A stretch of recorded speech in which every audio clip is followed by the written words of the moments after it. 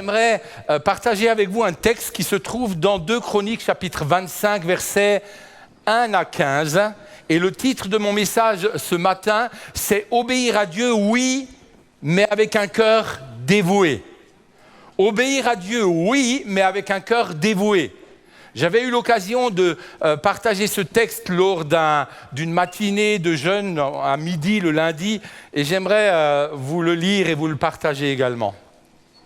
2 Chroniques chapitre 25, versets 1 à 15. Il s'agit de l'histoire du roi Amatsia. Qui connaît le roi Amatsia ? Enfin, le connaît en l'ayant lu dans la Bible, hein ? Évidemment, je me doute bien que vous n'étiez pas à l'école avec lui. Sans quoi, je devrais vous appeler Église Fossilus. Voilà ce qu'il est dit. Amatsia devint roi à l'âge de 25 ans et il régna 29 ans à Jérusalem. Sa mère s'appelait Johadan de Jérusalem. Il fit ce qui est droit aux yeux de l'Éternel, mais avec un cœur qui n'était pas entièrement dévoué. Lorsque la royauté fut affermie entre ses mains, il fit périr ses serviteurs qui avaient tué le roi son père. Mais il ne fit pas mourir leur fils, car il agit selon ce qui est écrit dans la loi, dans le livre de Moïse, où l'Éternel donne ce commandement: on ne fera point mourir les pères pour les enfants, et l'on ne fera point mourir les enfants pour les pères, mais on fera mourir chacun péché. Amatsia rassembla les hommes de Juda et les plaça d'après les maisons paternelles, les chefs de milliers, les chefs de centaines, pour tout Juda et Benjamin. Il en fit le dénombrement depuis l'âge de 20 ans et au-dessus, et il trouva 300 000 hommes d'élite en état de porter les armes, maniant la lance et le bouclier. Il prit encore à sa solde dans Israël 100 000 vaillants hommes pour 100 talents d'argent. Un homme de Dieu vint auprès de lui et dit: « Ô roi, qu'une armée d'Israël ne marche point avec toi, car l'Éternel n'est pas avec Israël, avec tous ses fils d'Éphraïm. Tu vas avec eux, quand même tu ferais au combat des actes de vaillance, Dieu te fera tomber devant l'ennemi, car Dieu a le pouvoir d'aider et de faire tomber. » Amatsia dit à l'homme de Dieu: « Et comment agir à l'égard des 100 talents que j'ai donnés à la troupe d'Israël ?» L'homme de Dieu répondit: « L'Éternel peut te donner bien plus que cela. » Alors Amatsia sépara le groupe qui lui était venu d'Éphraïm, afin que ces gens retournassent chez eux. Mais ils furent très irrités contre Juda, et ils s'en allèrent chez eux avec une ardente colère. Amatsia prit courage et conduisit son peuple. Il alla dans la vallée du sel et il bâtit 10 000 hommes des fils de Séhir. Et les fils de Juda en saisirent 10 000 vivants qu'ils menèrent au sommet d'un rocher, d'où ils les précipitèrent et tous furent écrasés. C'est cruel les guerres, hein ? Oula ! Cependant, les gens de la troupe qu'Amatsia avait renvoyés, rappelez-vous qu'ils étaient en colère, hein, pour qu'ils n'allassent pas à la guerre avec lui, firent une invasion dans les villes de Juda, depuis Samarie jusqu'à Beth-Horon. Ils tuèrent 3000 personnes et enlevèrent de nombreuses dépouilles. Lorsqu'Amatsia fut de retour après la défaite des Édomites, il fit venir les dieux des fils de Séhir et se les établit pour Dieu. Il se prosterna devant eux et leur offrit des parfums. Alors, et je termine par cette phrase, la colère de l'Éternel s'enflamma contre Amatsia. Laissez-moi juste vous relire le verset 2 qui sera un peu le fil conducteur de ce message. Il est dit au verset 2, « Il fit ce qui est droit aux yeux de l'Éternel » où il obéit à l'Éternel, mais avec un cœur qui n'était pas entièrement dévoué. En français courant, le texte dit ceci: « Amatsia fit ce qui plaît au Seigneur, mais sans grand enthousiasme. » Autrement dit, je crois, et c'est ce que je voudrais dire aujourd'hui essentiellement, que nous pouvons pour un temps, pour tout un temps, obéir au Seigneur. Mais ce qui est important, ce n'est pas que obéir au Seigneur et montrer de manière visible par nos œuvres que nous lui obéissons. Mais ce qui est important, eh bien, c'est de lui obéir de manière dévouée, de manière intègre. J'ai regardé la définition du mot dévoué. Écoutez bien ce que dit le dictionnaire quand il parle d'être dévoué. Il dit qu'il manifeste un attachement zélé. Qui manifeste un attachement zélé. Avant d'aborder certains points de l'histoire d'Amathia, laissez-moi simplement en introduction prendre 2 lettres des églises à l'Asie qui ont été écrites dans le livre de l'Apocalypse et qui nous parlent d'un amour qui est manquant quant aux œuvres qui sont accomplies, d'œuvres accomplies sans réel dévouement. Il s'agit de Apocalypse chapitre 2, versets 2 à 5, et il est parlé là de la première église qui est l'église d'Éphèse. Bien sûr, c'est un texte que vous connaissez bien. Il est dit, je connais tes œuvres, ton travail, ta persévérance. Je sais que tu ne peux supporter les méchants, que tu as éprouvé ceux qui se disent apôtres et qui ne le sont pas, et que tu les as trouvés menteurs. Je sais que tu as de la persévérance, que tu as souffert à cause de mon nom, et que tu ne t'es point lassé. Jusque-là, tout va très bien. Et j'ose espérer que Dieu puisse également savoir et connaître de telles choses à notre égard. Jusque-là, tout va bien parce qu'il s'agit de bonnes œuvres qui sont accomplies par l'église d'Éphèse. Mais voilà ce que Dieu dit. Dieu qui voit plus loin que l'œuvre accomplie, mais qui voit également derrière ce qui se passe derrière l'œuvre accomplie. Il dira, mais ce que j'ai contre toi, c'est que tu as abandonné ton premier amour. Souviens-toi d'où tu es tombé, repens-toi et pratique tes premières œuvres. Ce que j'ai contre toi, ce que j'ai pour toi, c'est que je sais que ce que tu fais est bon. Je sais que tu es persévérant. Je sais que tu n'aimes pas les menteurs. Je vois les œuvres que tu fais. Mais ce que j'ai contre toi, c'est l'état d'esprit dans lequel tu fais les œuvres. À savoir, pour l'église d'Éphèse, que tu as abandonné ton premier amour. Et puis, il y a la dernière lettre. La lettre de l'église à Laodicée. La 7e lettre, celle que vous connaissez également bien. En général, quand on parle de l'Apocalypse, c'est souvent de ces lettres que nous parlons. Apocalypse chapitre 3, versets 14 à 16, il est dit ceci, « Écrit à l'ange de l'église de Laodicée. Voici ce que dit l'Amen, le témoin fidèle et véritable, le commencement de la création de Dieu. Je connais tes œuvres. » Yes. Je sais, parce que je vois derrière tes œuvres, je sais que tu n'es ni froid ni bouillant. Puisses-tu être froid ou bouillant, ainsi, parce que tu es tiède et que tu n'es ni froid ni bouillant, je te vomirai de ma bouche. Oula, l'introduction est difficile.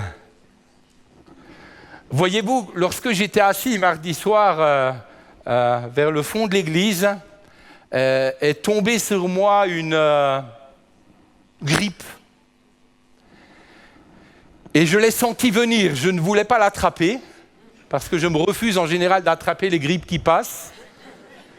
Mais celle-ci était coriace. Et puis elle m'est tombée mardi soir. Et alors mardi soir, mercredi soir, jeudi soir, vendredi soir, hier soir encore, je suis allé dans mon lit en grelottant. Vous savez, quand vous mettez le chauffage dans votre chambre, le chauffage dans la camionnette, vous mettez tout à fond. Mais quand le froid vient de l'intérieur, vous vous rendez compte que rien ne peut vous réchauffer. Rien. Et alors vous allez au lit et puis vos dents, elles claquent dans tous les sens. Vous voulez arrêter de claquer des dents, mais vous n'y arrivez pas. Alors vous vous couvrez, vous mettez le chauffage, et puis vous continuez à claquer des dents. Et alors j'ai bu des breuvages bizarres que m'a fait mon épouse.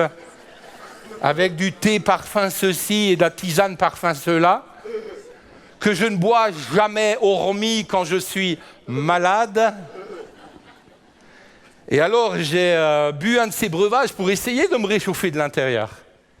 Mais malheureusement, un mauvais geste et puis 2/3 de ce breuvage est tombé par terre. Je vous promets que je ne l'ai pas fait exprès. Ma question aujourd'hui, c'est quelle température intérieure avez-vous pour Dieu ? Est-ce qu'il trouve au milieu de nous des hommes et des femmes bouillants ?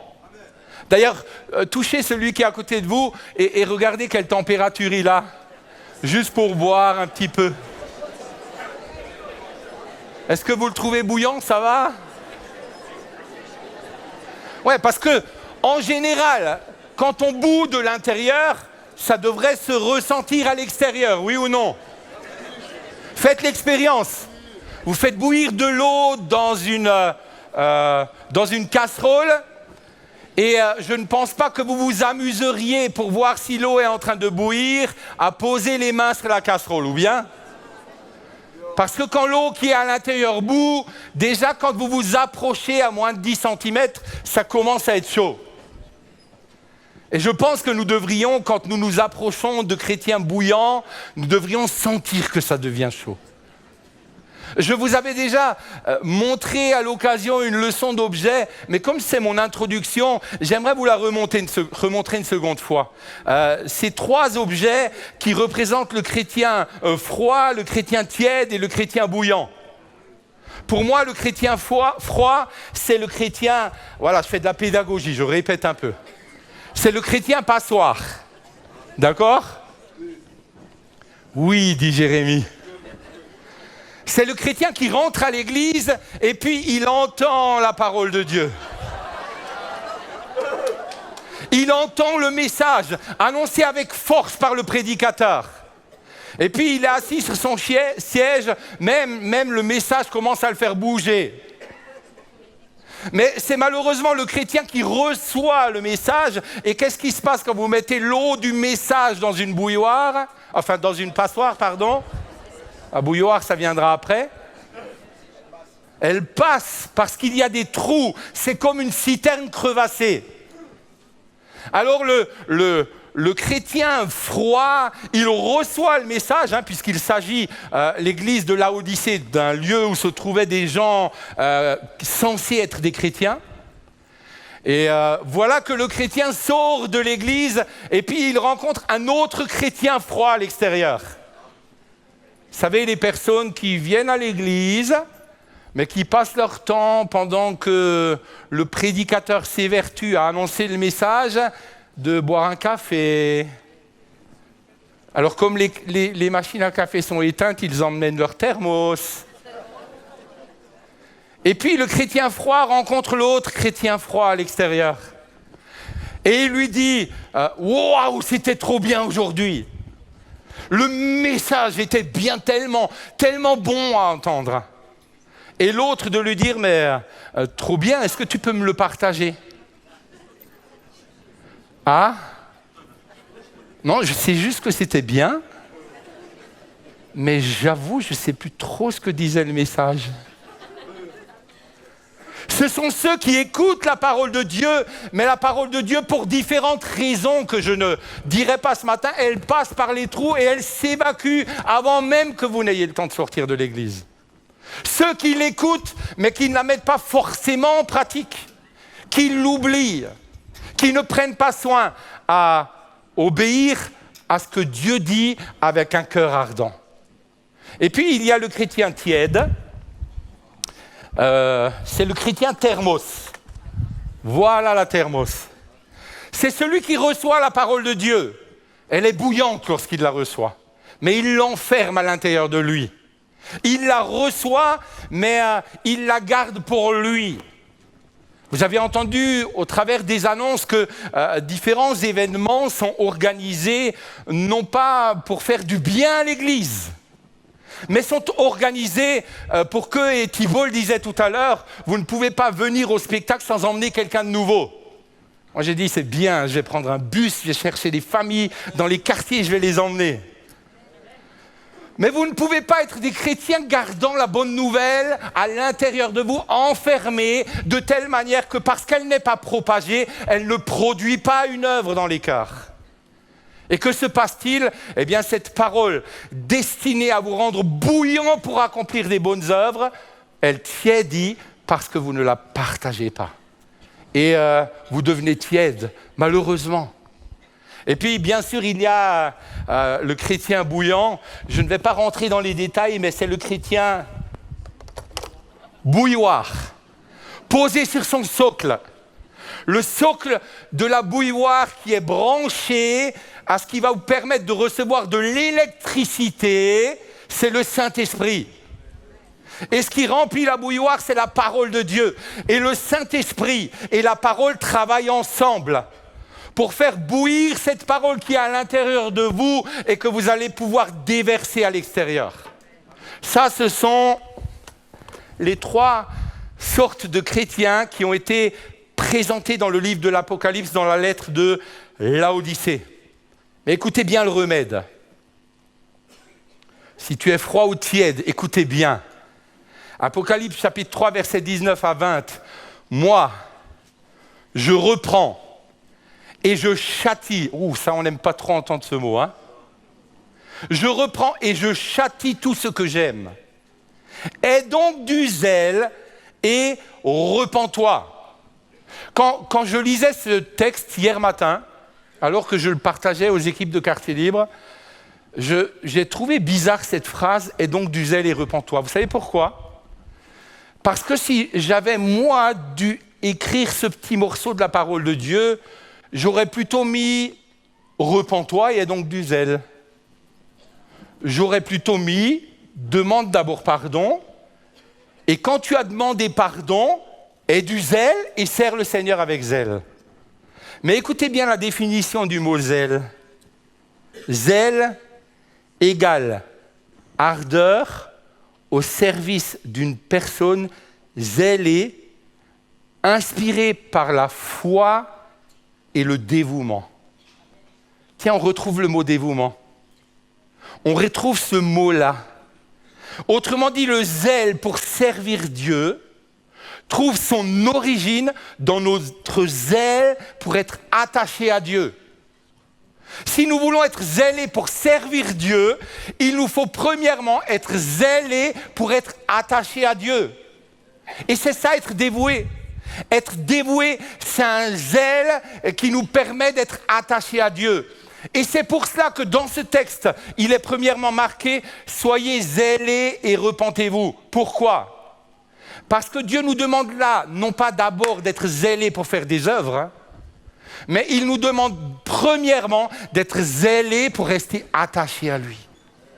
Et si nous sommes zélés pour rester attachés à lui, alors il nous dit « repens-toi ». Parce que quand vous vous approchez du Dieu saint, vous réalisez vos imperfections. Amen. Amen. Le Dieu que nous servons est un Dieu saint.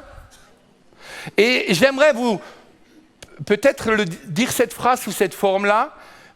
Soyez zélés jusqu'à ce que vous soyez zélés.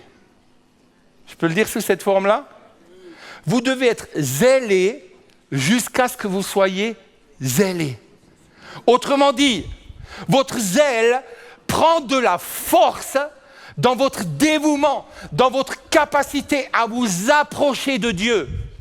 Et lorsque vous vous approchez de Dieu, alors lui mettra à la lumière ce qui dysfonctionne. Et peut-être pour certains, une certaine tiédeur, une certaine froideur. Moi, je me remets régulièrement en question. Mais je ne me mets pas en question par rapport à la manière dont fonctionnent les œuvres que je fais. Mais je me remets en question par rapport à ce Dieu merveilleux que je viens rencontrer pour qu'il puisse me parler, me montrer ce qui ne va pas et me permettre alors d'être efficacement zélé pour les bonnes œuvres. Amen. Sois zélé jusqu'à ce que tu es zélé. Et j'aimerais te dire que Dieu t'aidera. Sois zélé, repens-toi dans la présence de Dieu, réalise. Et Dieu alors te donnera le feu du premier amour. Il te rendra bouillant pour lui parce que c'est sa présence qui te donne cet amour, qui te le communique et qui te permet alors de le servir efficacement. D'ailleurs, à la suite de ce texte, Apocalypse chapitre 3, verset 20, il est dit « Voici, je me tiens à la porte et je frappe ». Vous savez, souvent on utilise ce texte dans l'évangélisation. Mais ce texte est placé dans le contexte de l'église de Laodicée quand, au travers de cette lettre, Dieu constate que beaucoup dans l'église étaient tièdes. Et par rapport à cela, il dit la chose suivante, si quelqu'un entend ma voix, je me tiens à la porte et je frappe, si quelqu'un entend ma voix et ouvre la porte, j'entrerai chez lui, je souperai avec lui et lui avec moi. Autrement dit, la première chose que Dieu veut, c'est que tu viennes attaché à lui. C'est que tu sois dévoué, zélé pour le retrouver. Et si tu es zélé pour le retrouver, si tu es zélé pour lui ouvrir la porte afin qu'il vienne manger avec toi. Vous savez, en Alsace, on comprend bien le mot manger, non ? Manger une bonne choucroute, manger une bonne raclette avec un tiramisu au chocolat. Non, là, je pense à Thibaut essentiellement. Mais ce qui est important, ce n'est pas ce que vous mangez, même si c'est important. Ce n'est pas le plus important. C'est que Jésus puisse venir s'asseoir à votre table. Et que vous soyez attachés à lui. Et alors, il prendra du temps avec vous. Et quand il prendra du temps avec vous, waouh, face à sa présence, vous allez dire, Seigneur, il y a ça qui dysfonctionne. Ça ne va pas. Ça, c'est compliqué. Là, je me repens, pardon. Aide-moi à repartir dans la direction des œuvres que tu as préparées d'avance pour moi. Mais remplies de ta présence. Amen. J'aimerais, pendant un instant, prendre quelques points de l'histoire d'Amathia que nous avons lue. Je vais essayer d'être relativement rapide. Il y a 5 points. À tes souhaits, mon frère. Nous voyons dans l'histoire d'Amathia qu'il obéissait au Seigneur, mais qu'il a obéi jusqu'à un certain stade. Pourquoi ? Parce qu'il est dit qu'il obéissait sans enthousiasme et sans dévouement. En tout cas, il avait un cœur en partie dévoué, mais pas totalement. 2 Chroniques, chapitre 25, versets 3 à 4, et c'est mon premier point. Lorsque la royauté fut affermie entre ses mains, il fit périr ses serviteurs qui avaient tué le roi son père. Mais il ne fit pas mourir leur fils, car il agit selon ce qui est écrit dans la loi, dans le livre de Moïse, où l'Éternel donne ce commandement. Parents, père, mère, enfants, préado, écoutez bien ce que dit la parole de Dieu. On ne fera point mourir les pères pour les enfants, et on ne fera point mourir les enfants pour les pères, mais on fera mourir chacun pour son péché. Le premier point que j'aimerais aborder, c'est que le premier endroit où vous êtes un témoin, c'est dans votre famille. Yeah? Le premier endroit où on doit reconnaître votre zèle qui est issu d'un dévouement, d'un attachement à l'Éternel, ça doit être dans votre famille. Père, mère, parents, vous êtes responsables de vos enfants, responsables de les aimer et de prendre soin d'eux, responsables de les éduquer selon ce que dit la parole de Dieu. Vous êtes responsables de les entourer, de veiller sur eux. Mais il arrive un âge où les enfants seront responsables eux-mêmes de leurs actes, responsables de leurs engagements. Et je sais que bien souvent, il y a des parents qui viennent et qui culpabilisent face aux décisions que prennent leurs grands-enfants. Alors peut-être qu'il peut y arriver qu'il y ait eu des erreurs dans la manière d'éduquer nos enfants. Peut-on dire qu'on est des parents parfaits ? Je suis le premier à dire que non. Je suis le premier à dire qu'être parent, ça s'apprend toute la vie. Et c'est pas une fois vous l'apprenez, une fois vous savez. Non. Vos enfants, vous les avez jusqu'à votre dernier souffle. Et chers parents, chers grands-parents, les conseils que vous pouvez leur donner, eh bien, leur seront utiles jusqu'à votre dernier souffle. Prenez soin d'eux. Toutefois, ne culpabilisez pas. Parce qu'il arrive un moment où eux-mêmes sont responsables de leurs actes. Et je sais également qu'il peut y avoir des adultes qui sont là et qui se cachent derrière leur passé qui a été difficile. Peut-être que vous avez vécu dans vos propres familles et de la part de vos propres parents des choses qui ont été difficiles et qui pour un temps peuvent vous poursuivre. Mais ne vous cachez pas derrière cela. J'aime tellement ce texte dans 2 Corinthiens chapitre 5 verset 17 qui dit « Celui qui est en Christ est une nouvelle créature. » Puis-je paraphraser en disant que celui qui est la famille qui est en Christ est une nouvelle famille. Et toutes choses anciennes sont passées, toutes choses sont devenues nouvelles. Alors arrêtez de poursuivre votre passé. Arrêtez de vous planquer derrière votre passé. Ne rendez pas la parole de Dieu menteuse. Mais laissez celle-ci vous prouver que Dieu est capable de vous permettre d'être des nouvelles créatures. Alléluia.